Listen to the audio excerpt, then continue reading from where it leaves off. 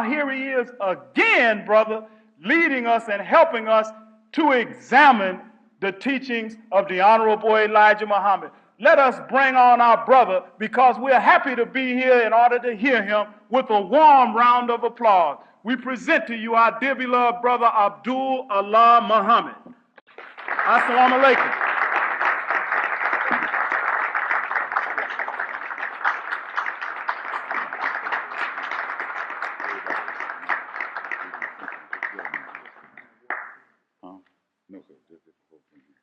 Assalamu alaikum. Bismillahir Rahmanir Rahim. The name of Allah, the Beneficent, the Merciful, I bear witness there is no God but Allah, and I bear witness that Muhammad is his apostle. Beloved brothers and sisters, we're thankful to Allah to see you, brave in the weather, and it's something to really go up against. Those who are here tonight, you show an extreme courage, because that hawk is a hawk and a half these days. Last night I heard the newscast where the doctors were disputing as to whether or not it took 1 minute or 2 minutes of exposure for your flesh to freeze. And yeah, that's a heck of an argument, 1 or 2 minutes. They had one woman who spent an hour and a half waiting for the bus. And the last I heard, she was in the hospital and they were waiting to see if they were going to have to amputate any of her limbs. Just an hour and a half outdoors. You know, so they were telling everybody, if you don't have to go out, don't go. And no jogging. And first thing we saw coming through Washington Park was some nut out there running, you know. People don't get the word. But we're thankful to Allah to be here tonight and to have those of you here who did make it out. And we're winding up a season that's important to different people for different reasons. Those of you who really followed the thing back out there in that world, you know that today is the 12th day of Christmas. Oh yeah. And everybody I said that to today, you know, they looked at me right strange. What you mean? Yet they sang the song on the 12th day of Christmas, da-da-da-da-da-da, you know, and without realizing what they mean when all our lives we celebrated one day as Christmas. Yet we were singing a song about the 12 days of Christmas. Right? Because Christmas actually was a pagan feast that lasted 12 days. It started December 25th and ended January the 6th. And when I was a Catholic and used to get the Catholic calendar every year, I would look at January the 6th. It was always in red. It was a holiday, and it was called the Day of Epiphanies. And I used to ask the priests and all of them what it meant, the nuns. They fluffed me on, never would tell me. And I had to come into the Nation of Islam to learn what it was talking about. If you study theology, you'll find that this whole Christmas 12 days, the first day, December 25th, is celebrating the most wicked man in Christian theology, a man named Nimrod. And if you look at the 6th of January, you're celebrating the supposed birthday of the most wicked man in Jewish theology, which is what Hanukkah is all about, a man named Epiphanes.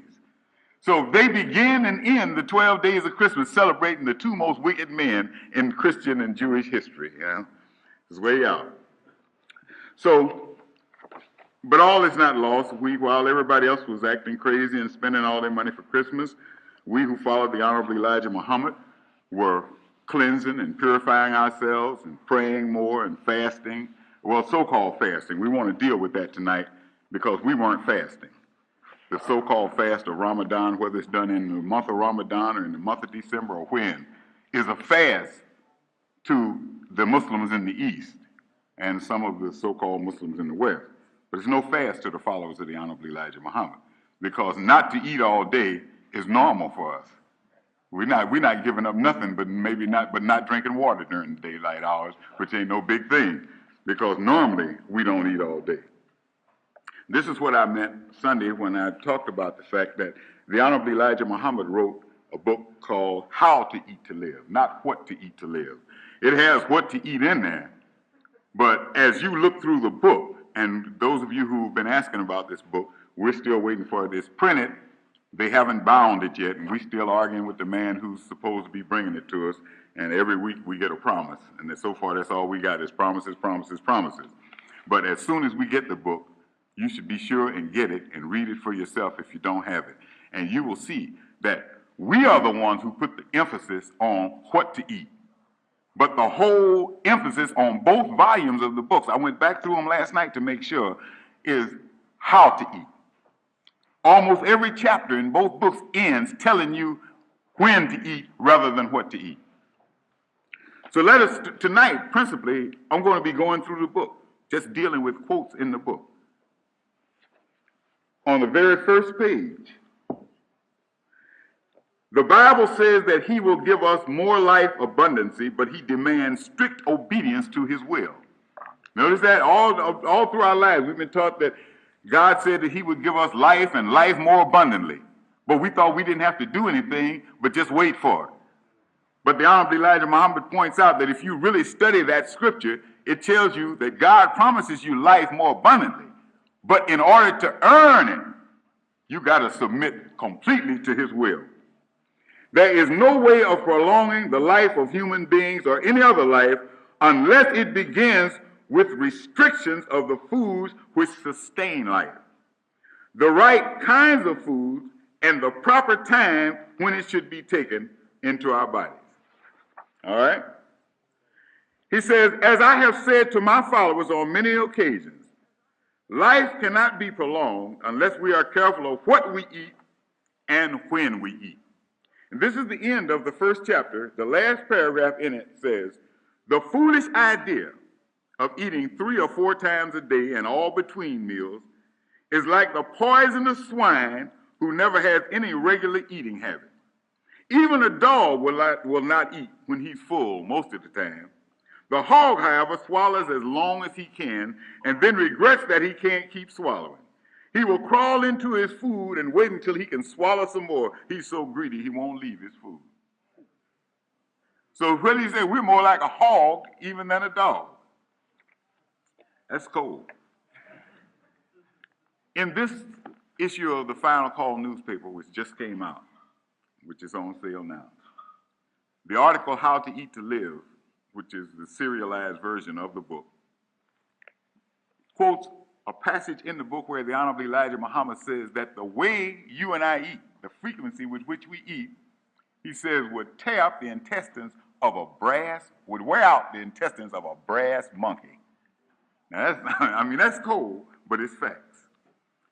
All right, we just want to deal with some quotes tonight. It's not going to be a long lecture, but I want for those of you who are not familiar with this to know what this book is talking about. You hear people discuss it, and they be talking about, yeah, see, how to eat the lady said, don't eat lima beans and don't eat collard green. Now, that ain't all he said. He also said, don't eat all day. But they don't want to deal with that. He said, the eating regulations in this book are a must with my followers. Begin at once. Eat only 1 meal a day, regardless of the work you are doing. Because when he first put it out, he got letters this high. Well, dear apostle, I work construction. Well, look, I do this. I work in a steel mill. He said, I don't care what you do. I don't care if you lifting buildings on your back. You don't need but 1 meal a day. At the most, 1 meal a day.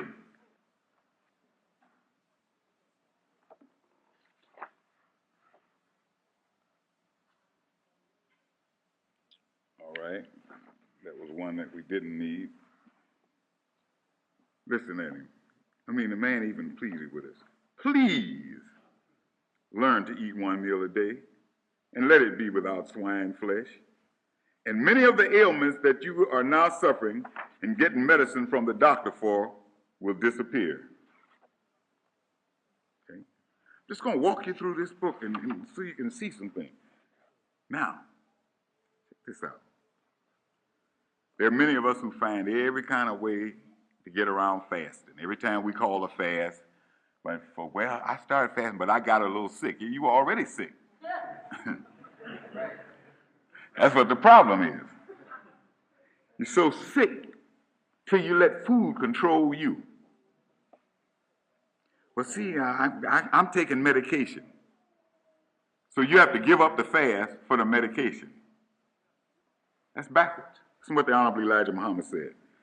Fasting is a greater cure of our ills, both mental and physical, than all of the drugs of the earth combined into one bottle or a billion bottles. You see that?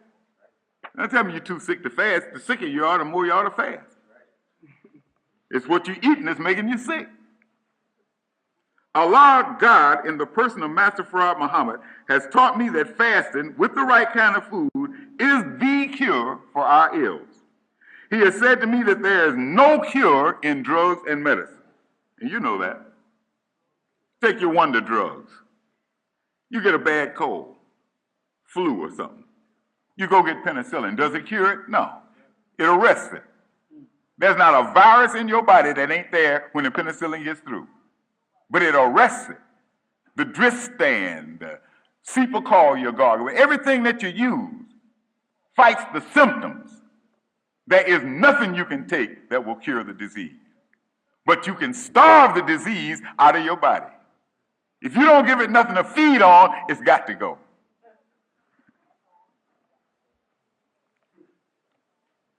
And this world is now learning. We can take medicine all our lives until it kills us, yet we're still ailing with the same old diseases. And this is some revelations, brothers and sisters. Allah taught me that one meal a day would keep us here for a long time. We would live over 100 years. Eating one meal every 2 days would lengthen our lives just that much longer. He said to me that you would never be sick eating one meal every 3 days. See that? The less you eat, the better off you get. The more you eat, the sicker you get. Fast once a month for 3 days, 4 days, or for whatever length of time you're able to go without food, without harming yourself, and you will feel good. I bear witness to that. This is why we encourage every follower of the Honorable Elijah Muhammad to get in this regimen. And that's why we try to do it together. We try to set it now, and we're going to try to just get it throughout the nation, that we fast that last 3 days so that every first Sunday in the month, we all will be coming off the fast together. You do it in unity, you find it's a lot easier. You find some folks, fasting by themselves all during the month. That's good if you got the strength to do that. But the easiest way is when we all make up our minds, and when you know that if you know a brother or a sister in a mosque in Philadelphia, you know one in San Diego, you know one in Mississippi, that they're all going through the same thing that you're going. This is why the prayer in Islam is such a beautiful service, because the specific time. See, in most other religions, you just pray anytime. You don't know who's praying beside you. But with specified prayer times, you know that other folks all around the globe are praying the same time that you're praying. That's a feeling of unity like you never had before. Well, it's the same way with fasting. When you know that I'm not eating today, and all my brothers and sisters are with me. They all are giving up eating today too. All of us are fasting. When I feel the pangs of hunger, I feel the same pain as a brother or sister states away, hundreds of miles away. We're all in this together. And we all, when the pang of hunger hits our stomach, and we say, Allahu Akbar, we know that that same thing is happening to us all over this country. Nothing brings you together like that. Eat one meal a day or one meal every other day, and it will prolong your life. Do not think that you will starve. On the contrary, you will be treating yourself to life, and a life filled with sickless days. You can hardly get sick eating this way. In eating once a day or once every other day, you must not eat between meals. See, that's the thing he has to make crystal clear. Because many of our people say, well, oh yeah, I'm going to get on this. I'm going to eat one meal a day. So they eat one meal a day, in their minds. So they eat dinner tonight. So tomorrow morning, they get up, go to work, whatever they're going to do, first coffee break. They say, I'm not going to eat no sweet rolls, no Danish today. I'm on one meal a day. Give me one of them little containers of orange juice and some coffee, and I'm straight. There goes breakfast right there. Okay. Yeah. Then you say, well, lunchtime comes. You say, well, I'm on one meal a day. think I'm going to just eat me an apple or something. Maybe I'll get me a bag of potato chips, but I ain't going to eat no lunch. That's lunch. You got it right there. Okay? That's what he's saying. They say, well, later in the afternoon, I might decide to eat me a Hershey bar. You know? No, that's another meal. You had 3 meals already and talking about you on 1 meal a day. No.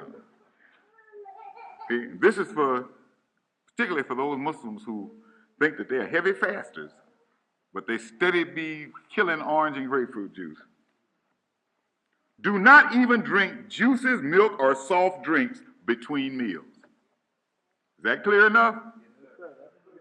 Because folks always got to look for, well, what about nothing? It's plain and simple. And do not eat candies or fruits between meals. You are welcome to drink water, but I know you will not want too much water between meals since your stomach will not call for it. You may drink coffee between meals, but do not fill your cup with half sugar and half cream and pour coffee on top of that. Smile. He knows this, doesn't he? Then he talks about diabetes and how, even if you don't have diabetes, you shouldn't eat too many starches. But like I said, we want to stay on. Here he goes, beginning another chapter. God Almighty has taught me and many others that we should never eat more than 1 meal a day. He didn't say most of the time. Never eat more. You can eat less, but never eat more than 1 meal a day. If you eat once every other day, it is almost a guarantee that you'll not be sick. I have learned, and most likely you have too, that it is only a weakness of ours to eat constantly.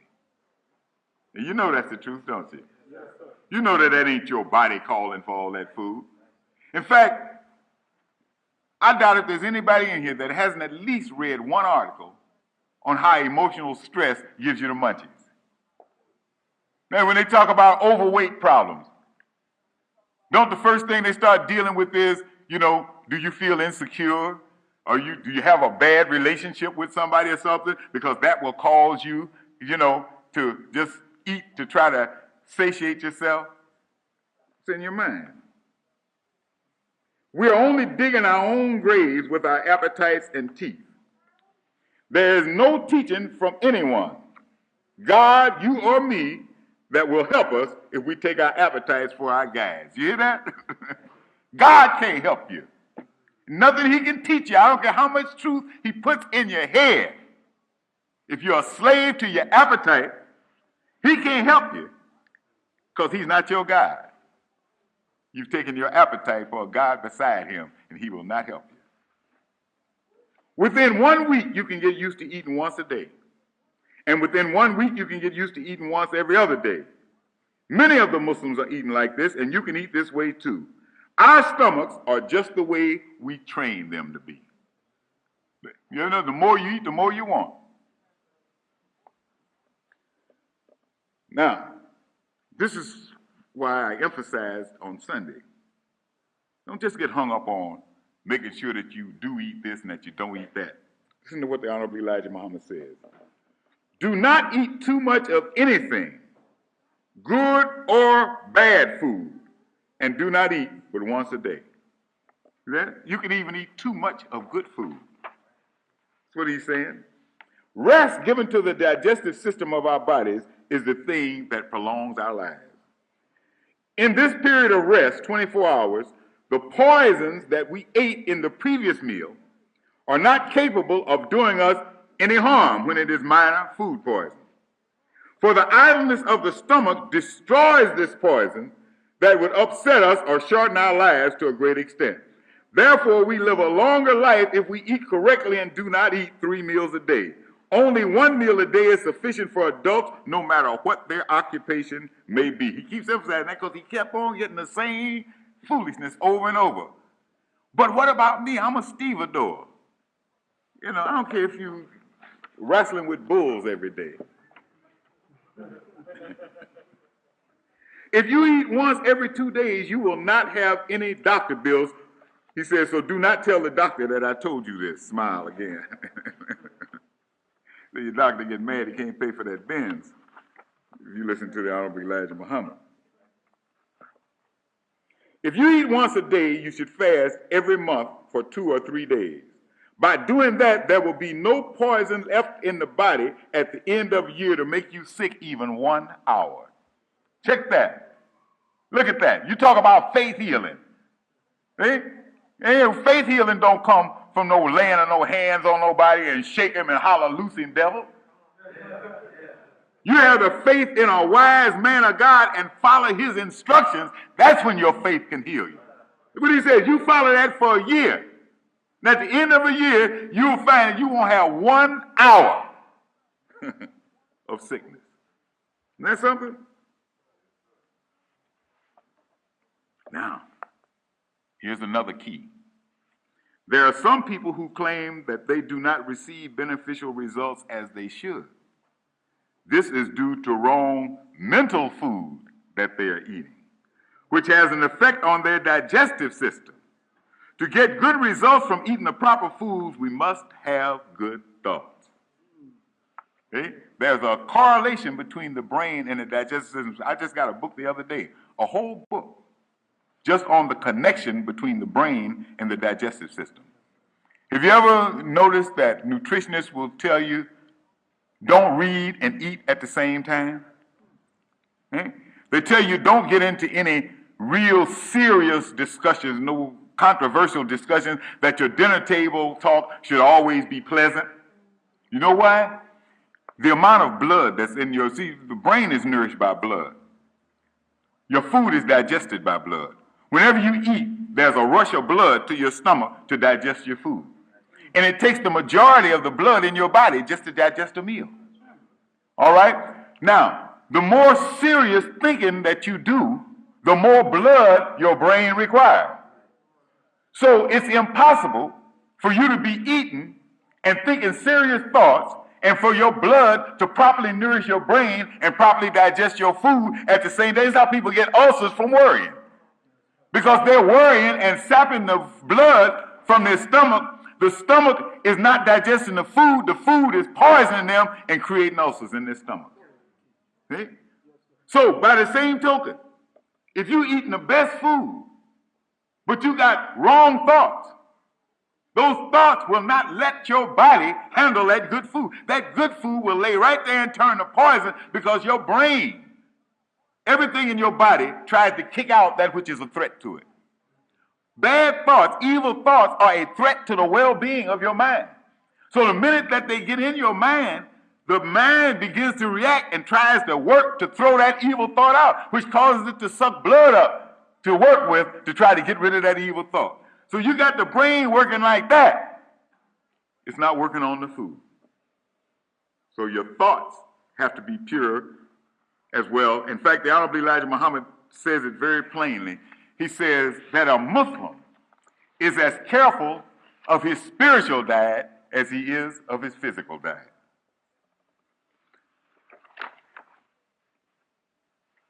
Give your stomach from 24 to 36 hours to rest to digest its food. And if you can take 48 hours or 72 hours, that is fine. But first try 24 hours, then 48 hours next. Do not try to start with 48 and 72 hours. Okay? A lot of people want to jump right in. Hey, that sounds good. I'm going to start eating every 3 days right away. No. Okay? What will happen is you won't make it, and then in order to keep from admitting that I couldn't make it, you find every kind of excuse. You want to blame everybody in the world. Get used to eating one meal a day. Then when your appetite is not so strong for that next meal, by eating once every 24 hours, start eating every 48 hours. Never start 72 hours regularly until you're able to do so. Some of us have started eating every 48 to 72 hours and have to change back to one meal a day. This is not good to do. The title of this next chapter is Our Big Problem is Not Eating the Wrong Thing. That's not what he says. Look what he says. Our big problem is eating too much and too often. That's our big problem. I repeat, the main thing And how to eat to live is to eat only once a day or once every other day. This will take care of everything. You know? Now, when you hear all of this, can you see how could we, those of you who haven't read the book, who have talked to people who have read the book, you didn't hear all of this, did you? You heard a lot about what you should eat and what you shouldn't eat. Give up that old swine and you don't eat peanuts and, you know, you didn't hear about it because they were sitting there chomping on something then, weren't they?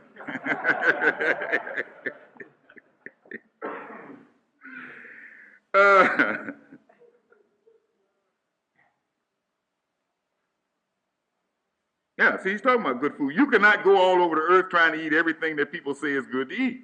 But give what you do eat time to get out of the way for the next meal and the effect that it will probably cause. Brothers and sisters, let your stomachs rest. Stop trying to eat 3 meals a day and all in between. That's enough to kill chickens and hogs.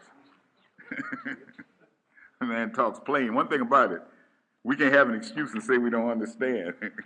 You don't leave no room for misunderstanding. Live right, think right, eat right, and do right. Well, I mean, that is a tough roadmap, ain't it? You hear that? Let's do that again.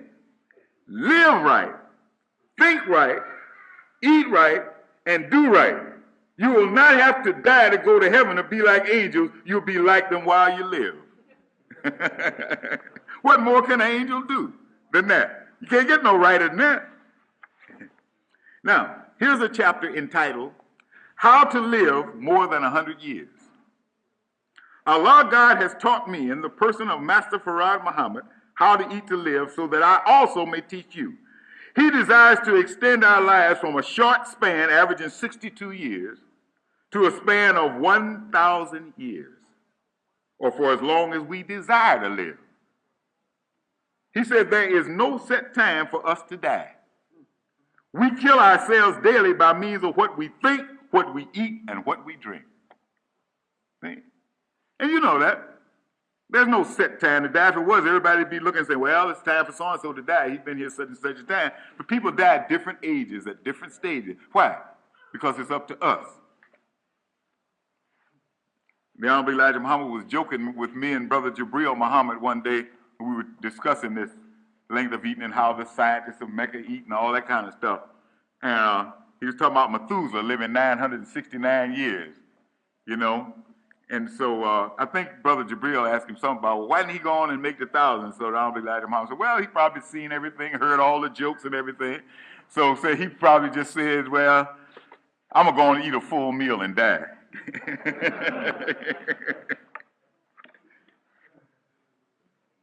How to eat to live. Allah said to me in the person of Master Farad Muhammad, to whom praise is due forever, that we who believe in him as our God and Savior should eat but 1 meal a day once every 24 hours.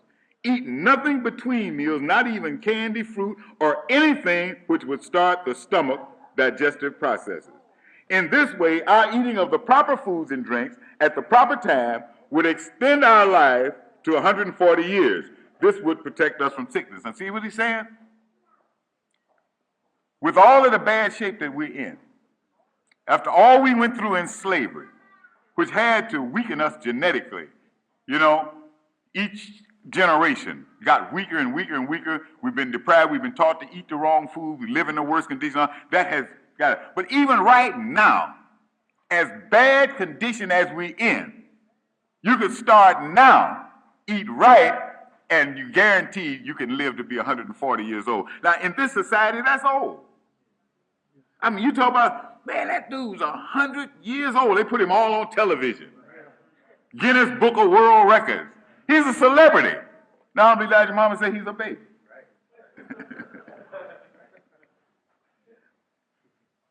He said if we, listen to this. He said if we would start our infants eating 1 meal a day, as soon as they are able to partake of solid foods, it would enable them to live to an age of 240 years. See that? They got an advantage over us in that they, if you start them off right away, they still have some of the weakness that came from the generations of abuse, but they don't have the added weakness that you and I have done to ourselves. See, we've cut 100 years off we can't get back just by being crazy. So if we catch our children while they're still sane and start making them eat right from the beginning, then they got a chance to at least go to 240 years. I then asked him, how about eating once every 48 hours? He said to me, you would be ill only one day out of 4 or 5 years. I asked him what was the cure for that one day of illness. He said, fast 3 days and you'll be all right. I asked him, what about eating one meal every 3 days? He said, you will never be sick if you eat once every 72 hours. This is about 2 meals every 6 days, which would extend our lives to a span of 1,000 years. For there is no poison from the previous meal 3 days ago which has enough power to do you any harm. The fast destroys the accumulation of food poison. See that? You eat every 3 days, ain't no poison that can live in your body for 3 days without you giving it some more nourishment. So anything that you eat is gone by the time you eat the next one, which means that you ain't got nothing accumulating that builds up and kills you. So you die when you get ready to die. I know some of us say that ain't never, but you get ready. Like I say, some things that get so old, you die. I just don't want to be bothered with niggas no more. Anything.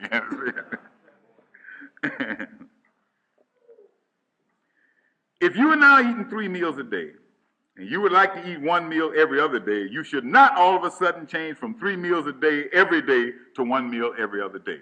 He keeps emphasizing that. So many, brothers and sisters, I could tell you some war stories.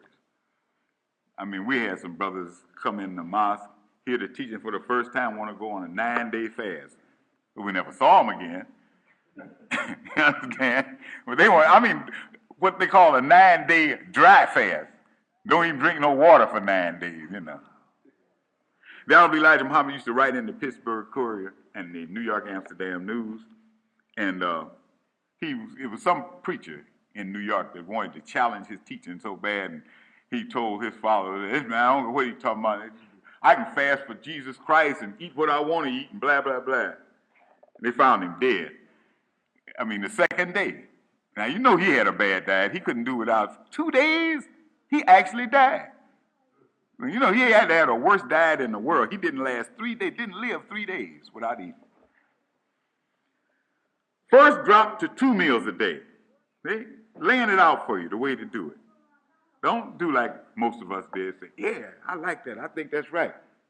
I'm going to stop eating. I'm going to eat 1 meal. This is why so many followers of the Abdul Allah Muhammad are not on 1 meal a day right now, because they didn't go about it properly.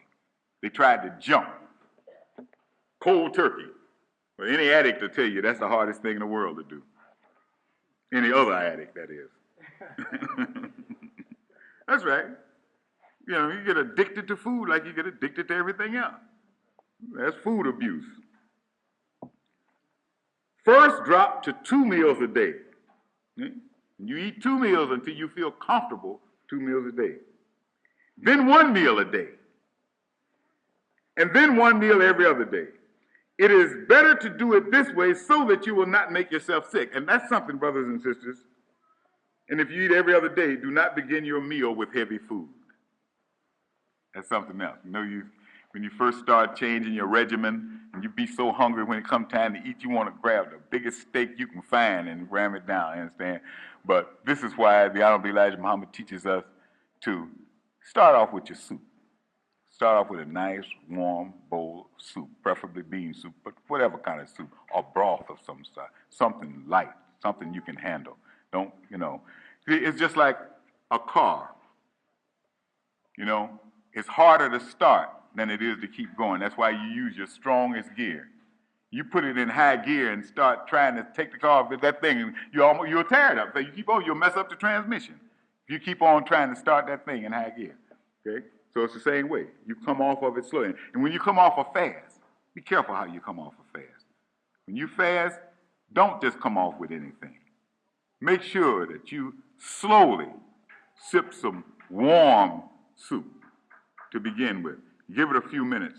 You can feel when it kicks over, you can feel that digestive system when it starts working. Then after it starts working, then you can go into some solid food.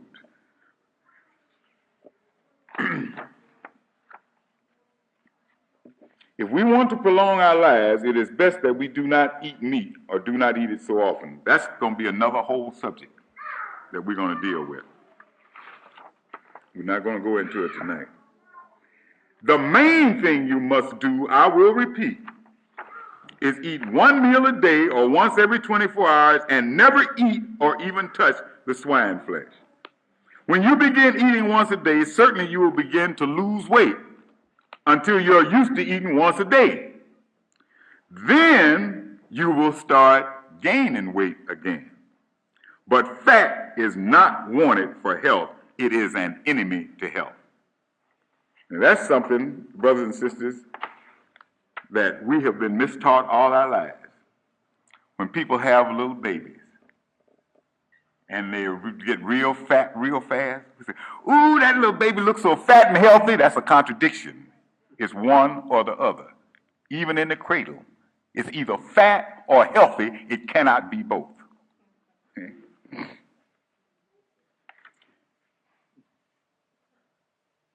And can we accept him and take the will? No, we will take Allah's will and his guidance. It goes something like this. Eat one meal a day.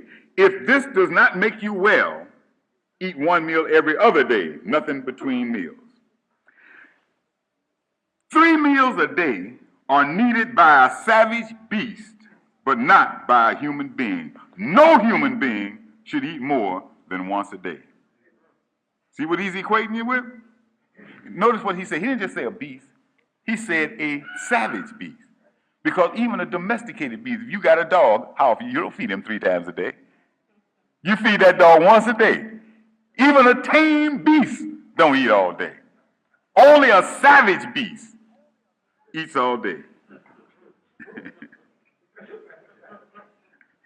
Eat when you are hungry, even if it is not until 6 or 7 days.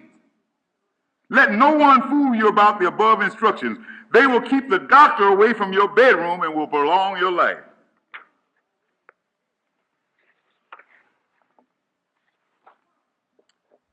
Now, this chapter is entitled Live 1,000 Years. The other one was How to Live Over 100 Years. This is entitled Live 1,000 Years. In the past, our appetite was our God. We ate as many times a day as we could find an appetite to. We worshiped our appetite as though it was our God. This shortens our lives. Some of us have never gone a day without eating unless we were sick and the doctor stopped us until his drugs could aid in killing the germ that eating 3 or 4 meals a day had caused. See, the doctor didn't tell you that. When you get so sick that he tell you, well, look, I'm going to give you this medication and you can't eat anything for a few days, he could forget the medication. If you just didn't eat, you'd get the same effect. Because it was the eating that caused it. We think we cannot miss a meal. You know, that's a heck of a statement. When you stop and think about it, some of us have never gone a day without eating. Now, those of us who've been around the nation for a while, that sounds strange to us now. But I remember when he first wrote this, it didn't sound so strange. Because I know when I thought about it, hell, I ain't never missed a day. When you stop and think about it, most of us go through life, we don't never miss a day. A whole day? You know, I remember when people used to fast for different things, they were raising money for different things in their church. And they would say, we're going to fast. And what we're going to do is we're going to skip lunch. And we're going to use the money we would have spent for lunch and donate toward this stuff. That was a fast to them. They skipped one meal, 8, 4, 5, but they skipped one.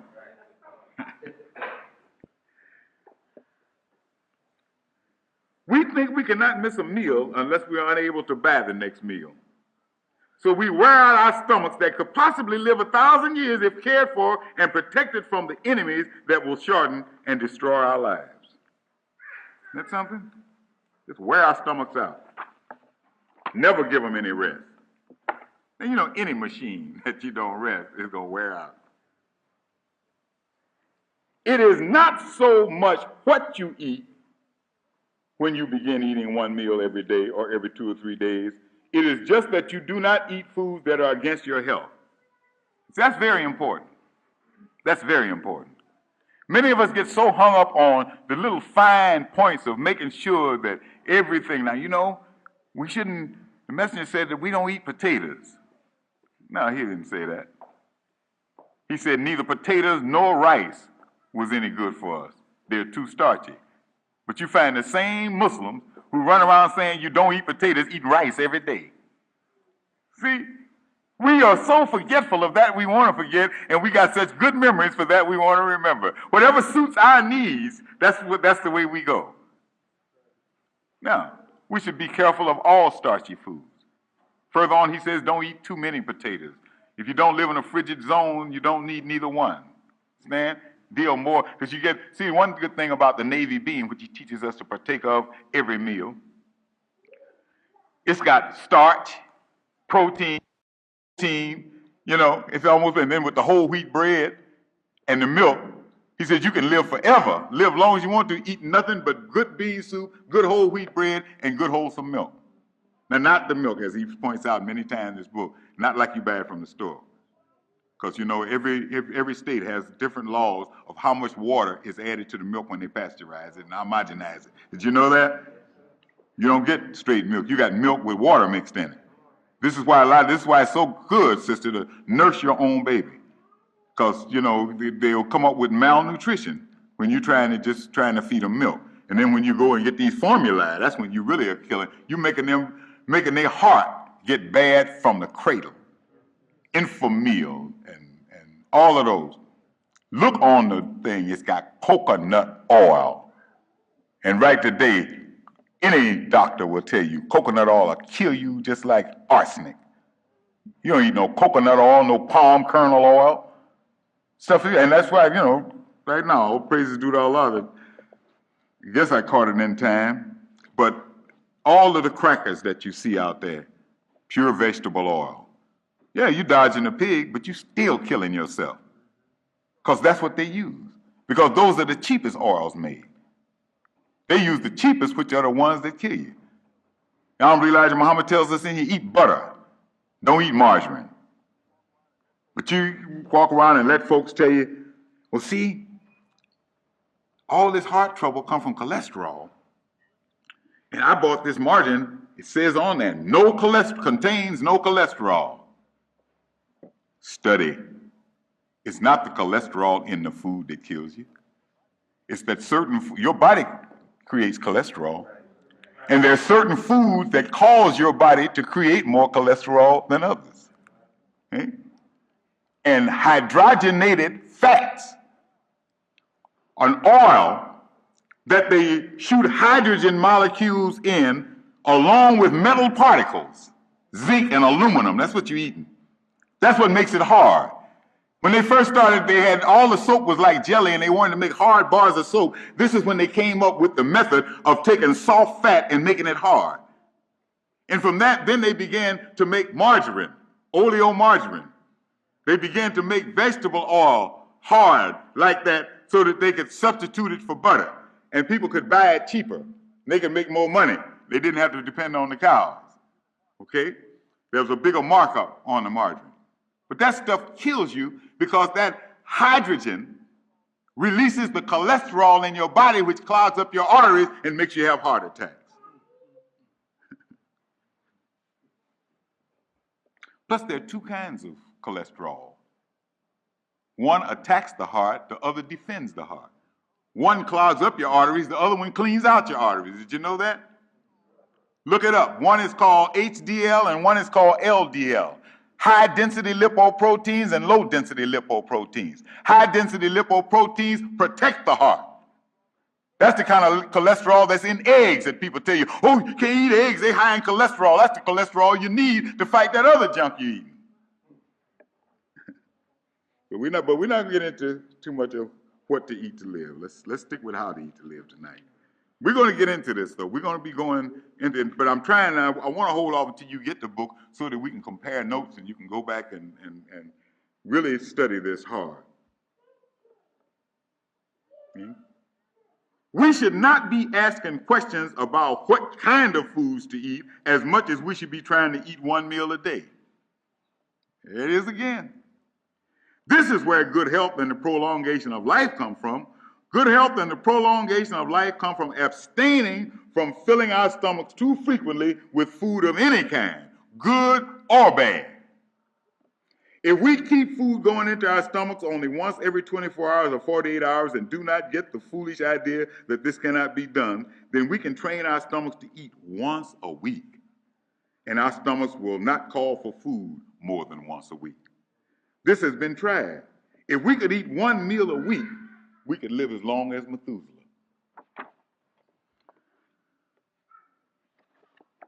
Brothers and sisters, this is a divine teaching, for real. Now listen to this. This is when he was getting ready to enforce the law. And he never enforced it on the run-of-the-mill believers, but he enforced it first upon ministers. We cannot be successful in making the progress of a spiritual life unless we have the guidance for the physical life.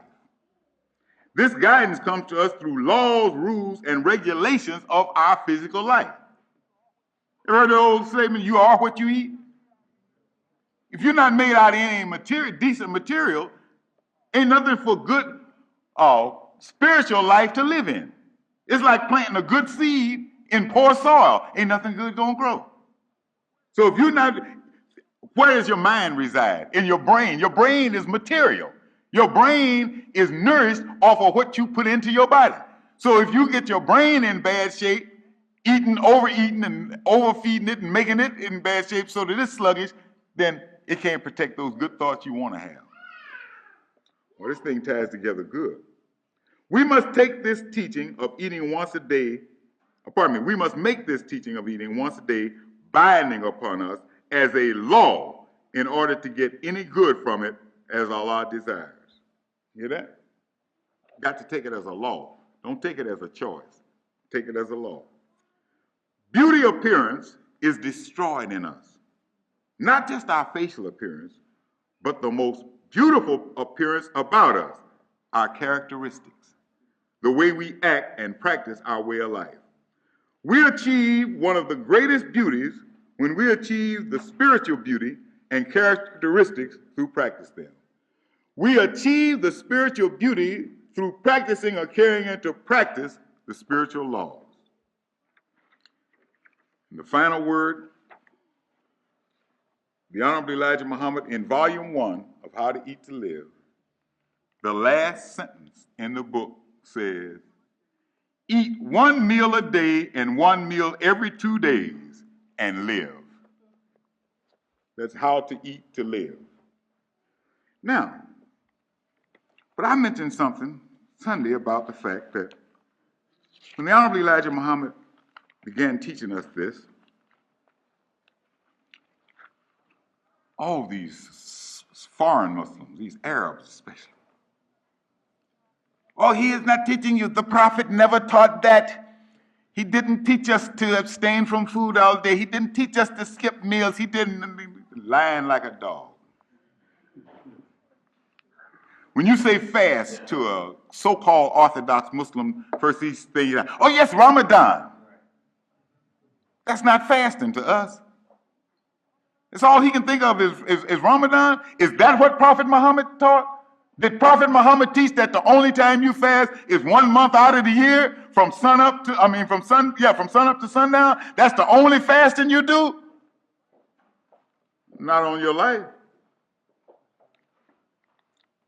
Now, the Honorable Elijah Muhammad makes a statement in Volume 2 of How to Eat to Live that the beginning of the hereafter is 1 meal a day. The first step, he says. The first step toward the hereafter is 1 meal a day. What did Prophet Muhammad say?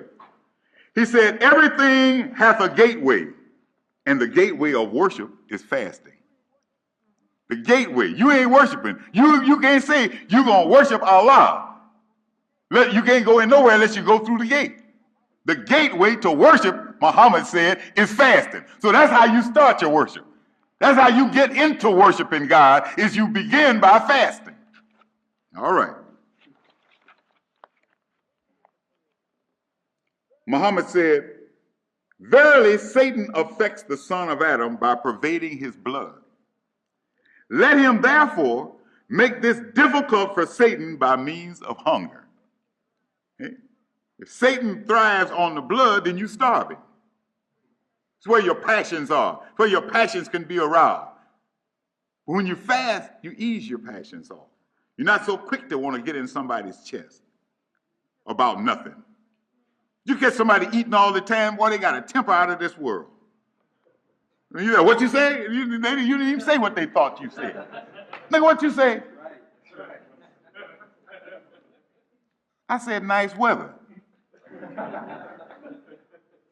I thought you said my coat was made out of pleather.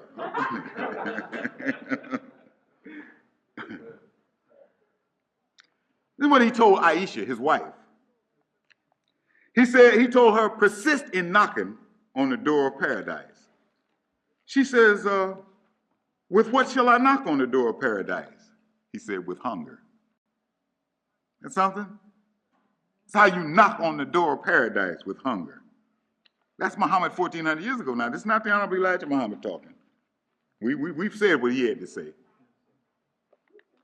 Now, one of the arguments that the weak is water Muslims use about fasting is you're not supposed to fast when you're traveling. See, I came in from Harvard. I'm from Peoria, you know. So. That's a lie. In Islam, there is no teaching that you are not supposed to fast when traveling. It is that you may be excused from fasting when you're traveling if it works a hardship on you. Okay? But listen, Muhammad says, when one travels, unless it is unbearable, it is better to fast than not to fast. Better to fast when you're traveling than not to fast. The Honorable Elijah Muhammad clarified that for us one day, saying, well, you know, what constitutes traveling? So he said, if you are traveling more than 2 days, then if you have to, go ahead and break your fast. Well, Muhammad said it this way. No one should break his fast on the day when he embarks on a journey, okay? If he has already begun that day by fasting. So what's that telling us? That's telling us if you and I are on a fast today, and this evening we're going to take a trip, and we leave, we can't say, good, we fasting, we can break. No, can't break the fast that day because you haven't been traveling all day, okay? Then he says, nor on the day when he comes in from a journey. So if tomorrow we wake up and say, okay, now we can break the fast today, not if you're going to reach the end of your journey today. So if you leave today and you're going to get there tomorrow, you got no excuse to break your fast. That's what Muhammad said 1,400 years ago, as well as the Honorable Elijah Muhammad today. All right. We're almost through, brothers and sisters. This ain't going to take long. We just want you to see what the Honorable Elijah Muhammad said about even if you're eating good food, if you eat it all day and eat too much of it, it's still harmful. Muhammad says, for lawful food is harmful not because of its quality, but because of its quantity, and fasting is designed to induce moderation. All right. We haven't got to the shockers yet. Here's another very good one. Just ran into it this past December.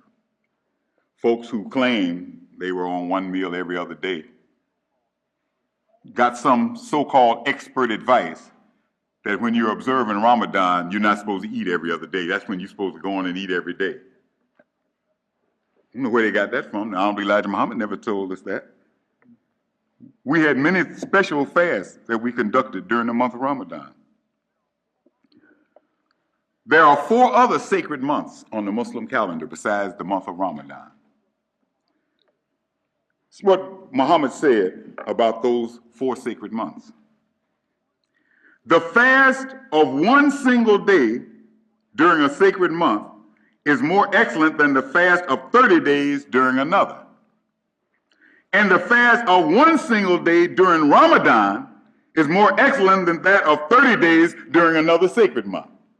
So it's at least 9 times as good to fast during Ramadan as it is to fast during ordinary time. And where do you get the stuff you don't fast during Ramadan? Who taught that? Where'd they get it from? They can't blame it on the Prophet Muhammad, peace and blessings of Allah be upon him. They can't blame it on him. Can't blame it on the Honorable Elijah Muhammad. He never taught no nonsense like that. They make up their own. We used to call it, instead of Islam, they got Islam.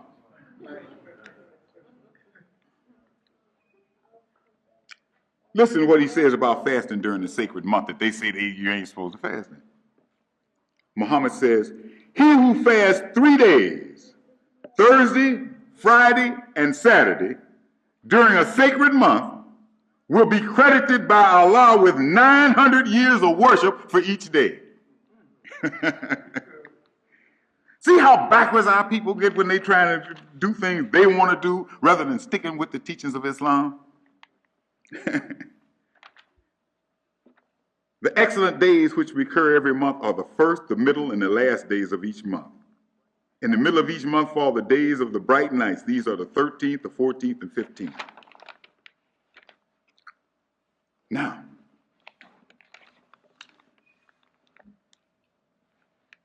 there is a system of fasting. Muhammad talked about it, called it the lifetime of fasting.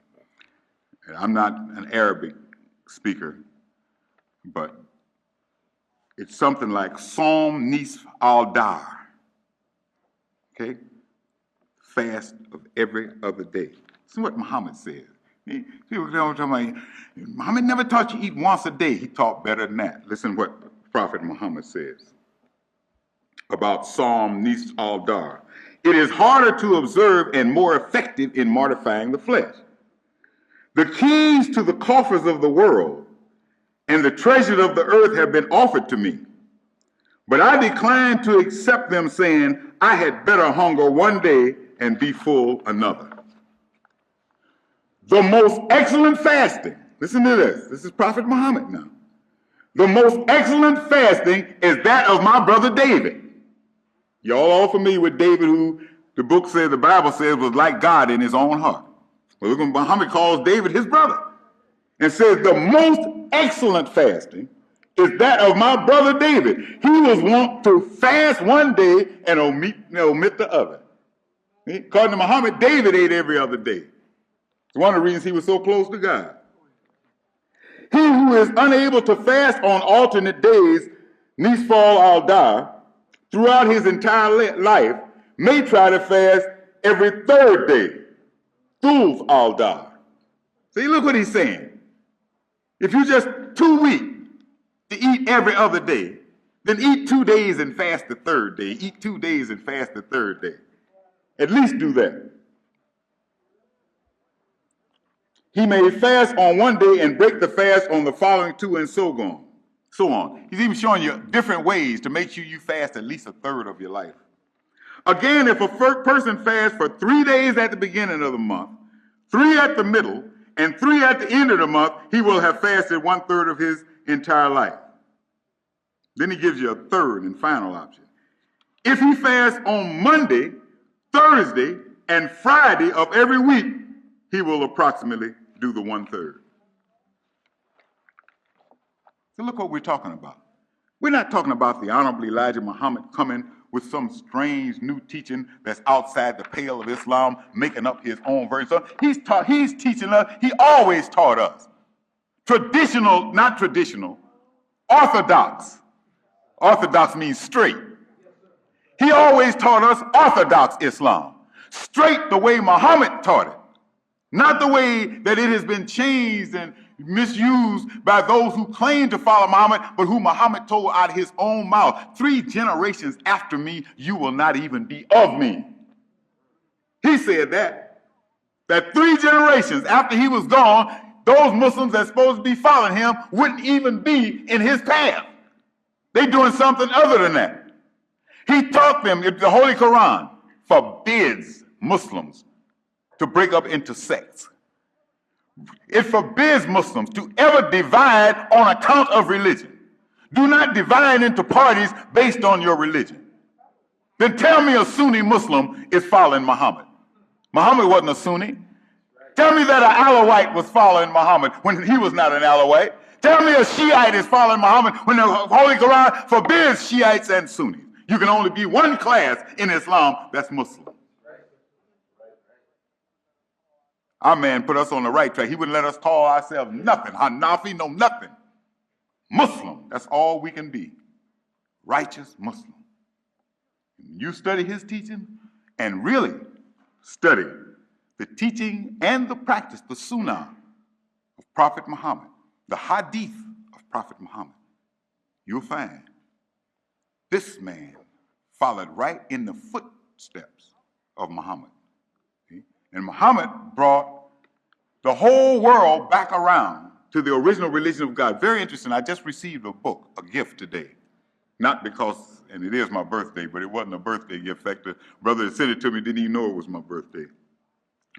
But I got a book called The Bible of Bibles. This is very interesting. Just what the Honorable Elijah Muhammad has always taught us, that there's one religion with God, and that men have taken the religion and gone off in all these various paths, but if you take any of these religious beliefs and track them down to the root, you come with one religion. Well, these authors have taken 60 religions. They have studied the books, the scriptures of 60 different religions. And they have come to the same conclusion. When they really went down into the nitty-gritty of all 60 of these religions and got down to the root, all of them started from the same belief, but they were altered by various men for their own reasons. That's where we are, brothers and sisters. This is what the Honorable Elijah Muhammad is trying to get us back on the path of. If you'll notice in the story, even though it's a fairy tale, it has a moral. In the Garden of Eden in the Bible, look what God told Adam to eat and see how that compares with what the Honorable Elijah Muhammad is teaching.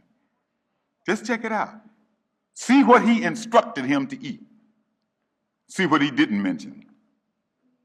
He didn't tell him to go hunting at all. You notice that? He's given the instructions on how human beings are supposed to eat. And if you look at those instructions and look at what the Honorable Elijah Muhammad says, look at what Prophet Muhammad said, you'll see that it's all in a line. But people have strayed because of various things that they thought were profitable to them. So brothers and sisters, that concludes our short talk on how to eat to live. I hope and pray, Allah, that you got the message that we were trying to get across to you. And that is the most important thing that we have got to practice is with what regularity we put food into our stomachs. Timing is everything. Do you notice that the sun follows a law of time, the moon, the earth, everything in nature follows some sort of timetable. But you and I, we wonder why we suffer, and it's because we do things haphazardly. Just say, hey, whenever, whatever, however, just do it, just something to do. No. Everything exists by a series of laws, and they all involve time and timing. They all involve measure. The Holy Quran talks about how the earth was made, the universe was made with a measure. Everything is measured. You just don't. Anybody that's got an aquarium, what's the quickest way to kill your fish? Now you can go away, and people have gone away. Unless you stay away a mighty long time, I've seldom seen anybody come back home and their fish died of starvation. But I've seen them overfeed them in one day and they die. Quickest way to kill them is to overfeed them. But you can forget to feed them, and nothing will happen. They might get a little skinny, but they don't mind. And they see you coming toward the bowl, they'll all jump up to the top of the bowl and wait for you. Understand? But food, as the Honorable Elijah Muhammad likes to say, food keeps us here and food takes us away. We don't go away in spite of food. We're taken away by it. We're kept here by it. We're taken away by it. Brothers and sisters, thank you very, very much. And we don't know what speaker we'll have for next Wednesday, but we hope, number one, that Jack Frost will not be one. We want to put that boy in retirement for a little while, but we hope and pray, Allah, that you will encourage all your friends to come out. We're going to try and build Wednesday night. Those times when we do not have an outside guest speaker, I want to continue on some things that are in keeping with this. It won't always be dealing with the physical food. But there are some physical and spiritual things that we need to get into, especially in this drive that we're in, and in our attempt to purify ourselves, to be worthy of going back into our temple. This is, you find this in several places in all of Scripture. You find it in the Holy Quran, you find it in the Torah, you find it in the Injil, you find it in the book of Maccabees in the Catholic Bible. In every case, you find some people who, for one reason or another, had to leave their sacred place. But before they could go back to their sacred place, they didn't have to get the place in shape, they had to get themselves in shape.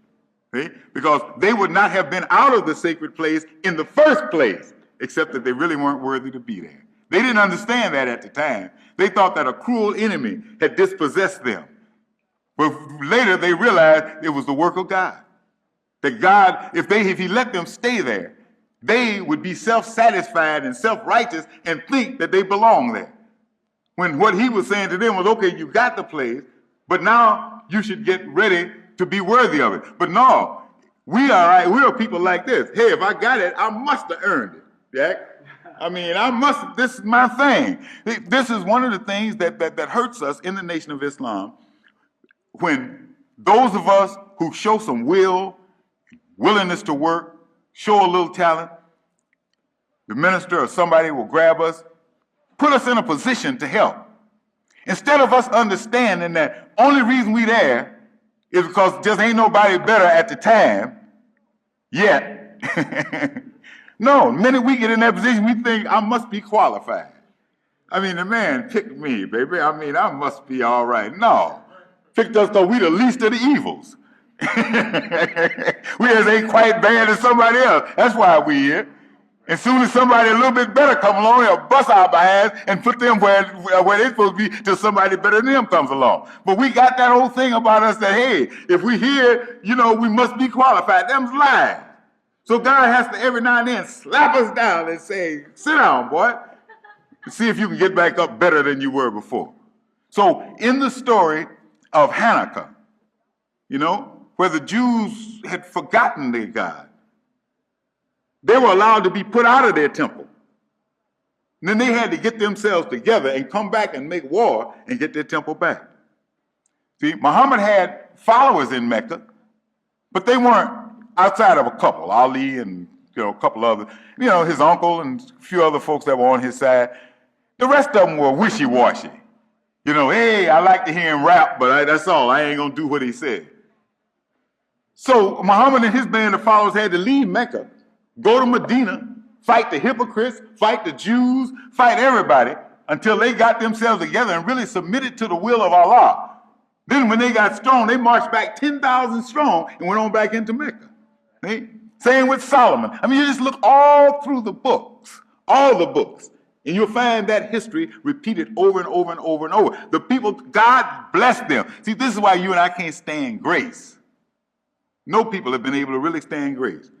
We get things through the grace of God, and we think we are deserving of them. See? And in all of these histories, God, through his grace, not through anything the people had done, but through his mercy and grace, he put them in this choice. He chose Israel. Yes, he chose the Jews. But they thought he chose them because they were the best. He chose them to give them a chance to be the best. They messed up, he chose somebody else. Chose the Gentile. They thought, hey, Jesus put them damn Jews down, Jack, now we got it. So they messed up. So he chose the Arab, raised up Muhammad among the Arab, chose the Arab, and warns them in the Holy Quran. Don't do like the Christians. Don't do like the Jews. Don't start thinking that you were raised on high because you're better than everybody else, but you were raised as a trial to give you a chance. We will try you. And if you fail, we will try another people in your place. Didn't he tell them that? Now, have they passed the test? Then what's he doing? Getting their replacement. Your attention, please. Now batting for the Arabs, the so-called Negroes.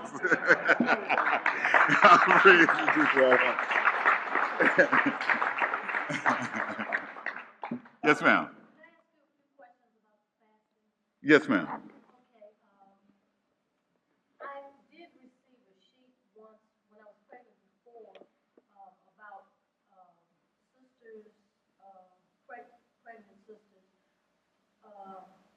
believe it said that if you're pregnant, you're supposed to eat 2 meals a day. Right. But I wanted to say, when I was pregnant, I had a different, and even with this pregnancy, because before I was pretty good on my 1 meal a day before I became pregnant.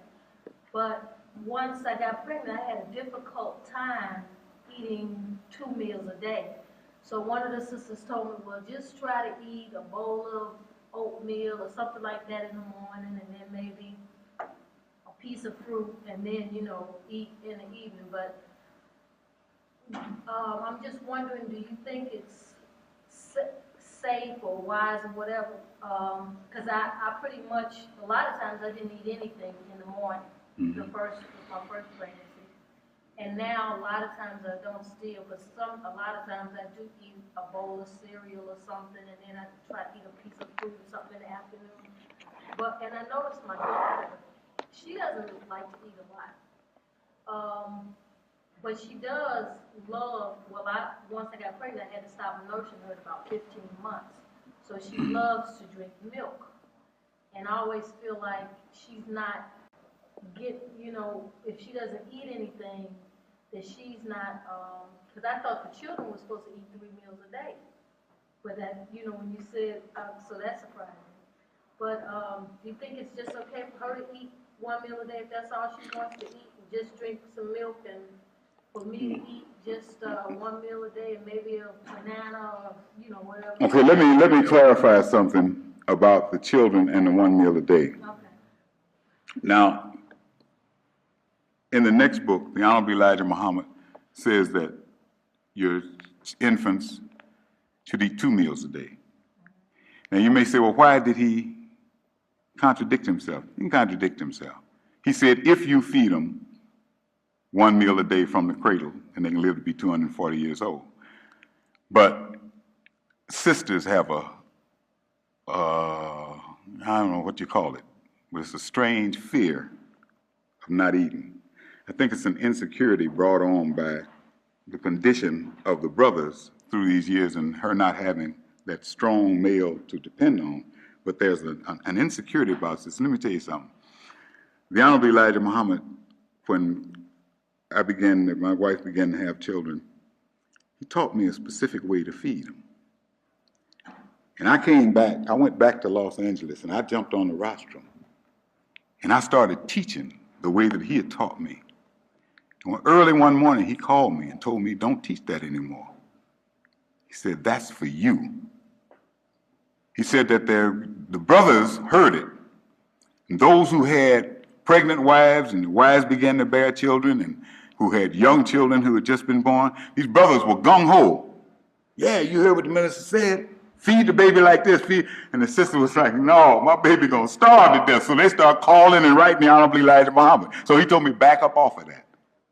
See, which is exactly what he did in his book. I know he got some flack when he started talking about feed the baby 1 meal a day. I know some sisters had the mailman with a hunchback, and stuff in. So he said, all right, feed them 2 meals a day. See? He has to back. Just like all through this book, he'll tell us, and this is I think going to be my next or my 3rd lecture on how to eat to live. He keeps emphasizing over and over in here, that meat is absolutely poison, was not made for human consumption. No human being has any business ever eating any meat. He said that straight out. But then he starts telling you what meat you can eat. See, he has to, and then he makes one statement right in this book.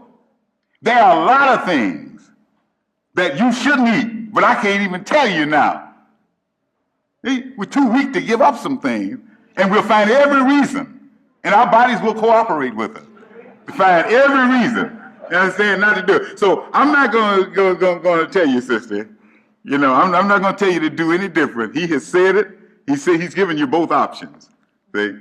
And you do it the way you can. Now, and true, you're not supposed to eat 1 meal a day when you're pregnant because you can't eat enough because you're feeding 2. So you can't eat enough to get enough nutrition for you and the baby. And see, the baby going to get here, so you really will harm yourself. That's why they always tell you, as soon as you find out you're pregnant, go to the dentist. Is that what they tell you? Because the baby going to get his calcium. If you have to take it from your bones. See? And if you're not eating enough of the right foods to put enough calcium in your body, you're going to be the one that suffers. You notice when you have a baby, he'll be coming out one end, your teeth be coming out the other. See? So, that's just a fact. See? So, so yeah, you should eat a couple of times a day. But what you can do, Sister Liesel, to keep from eating 3 and 4 times and all that sort of stuff, if you were eating 2 meals and say you were eating, like you say you were skipping breakfast, you were eating lunch and dinner, and then, you know, in the morning, that's when you'd have a problem. It may be that you were eating those 2 meals too close together and leaving too long a span. Might be better if you spaced them. Maybe if you ate in the morning and then ate at dinner time, then that way you would be spacing them better and you might not have any trouble. But, you know, you should not try to stay on 1 meal a day with carrying a child. Definitely not. You know, but as I say, you know, on the thing of feeding the baby, feed the baby when they're hungry. I mean, that's the natural way. Feed the baby when they're hungry, and you'll find that the baby won't eat as much as she will if you every time you see him you want to say, "Come on here and eat this food." And the baby, oh, you just fretful. Ain't fretful. The baby's full. You know, haven't you seen people do that? I mean, just chugging it down the baby, you know, force feed him. Go ahead and eat this food. You don't know what's good for you. Yeah, he does know what's good for him. We the ones don't know what's good for him. Abdul Allah Muhammad makes a point. Said, when a dog gets sick, he stops eating. First thing an animal does, stop eating. Because he knows whatever it is that's bothering him, if he feed it, it's going to make it worse. So they stop eating until they get better. You know? Right? That's right. So did you have some more, or was that it? Oh, okay.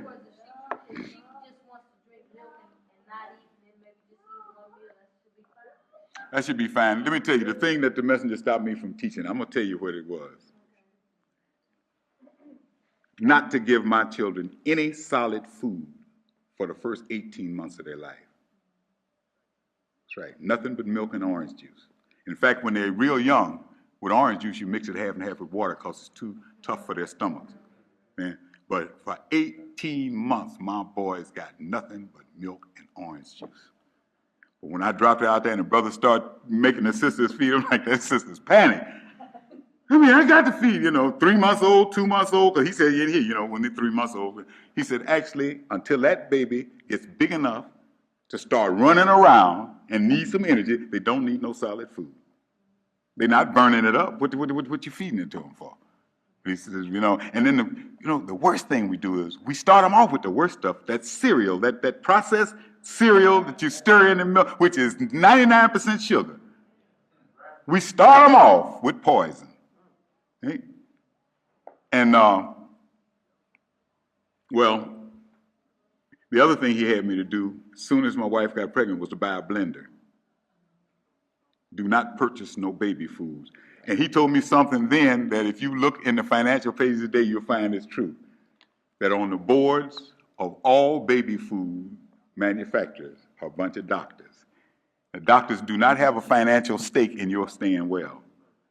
The weller you stay, the broker they get. So now here they are with stock in the baby food company. So you know what they're going to be doing. Okay? They're building up their practice. So he told me that, and I went and checked it, and it's that way right today. You look on the board, on those boards, and that's what you find is a bunch of physicians. Okay? They don't mean you're no good. They mean you're no good. See, you're not born with a desire for extra sugar. You're born with a desire for the amount of sugar that your body needs, which is in fruit.